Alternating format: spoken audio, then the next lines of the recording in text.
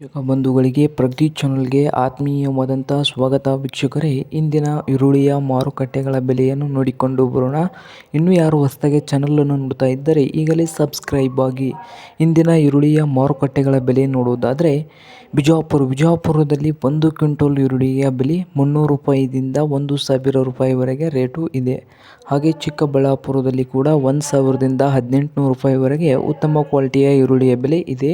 ಹಾಗೆ ಬಾದಾಮಿ ನೋಡುವುದಾದರೆ 1 ಕ್ವಿಂಟಲ್ಗೆ ಈರುಳ್ಳಿಯ ಬೆಲೆ 900 ರೂಪಾಯಿದಿಂದ 1,500 ರೂಪಾಯಿವರೆಗೆ ಉತ್ತಮ ಕ್ವಾಲಿಟಿಯ ಈರುಳ್ಳಿಯ ಬೆಲೆ ಇದೆ. ಹಾಗೆ ಬಾಗಲಕೋಟೆಯಲ್ಲಿ ನೋಡುವುದಾದರೆ 1 ಕ್ವಿಂಟಲ್ ಈರುಳ್ಳಿಗೆ 800 ರೂಪಾಯಿದಿಂದ 1,200 ರೂಪಾಯಿವರೆಗೆ ರೇಟು ಇದೆ. ಹಾಗೆ ಧಾರವಾಡ ಮಾರುಕಟ್ಟೆಯಲ್ಲಿ ಕೂಡ 800ರಿಂದ 1,600 ರೂಪಾಯಿವರೆಗೆ 1 ಕ್ವಿಂಟಲ್ ಈರುಳ್ಳಿಯ ಬೆಲೆ ಇದೆ. ಹಾಗೆ ಹುಬ್ಬಳ್ಳಿಯಲ್ಲಿ ಕೂಡ 500 ರೂಪಾಯಿದಿಂದ 1,000 ರೂಪಾಯಿವರೆಗೆ ಈರುಳ್ಳಿಯ ಮಾರುಕಟ್ಟೆ ಬೆಲೆ ಇದೆ.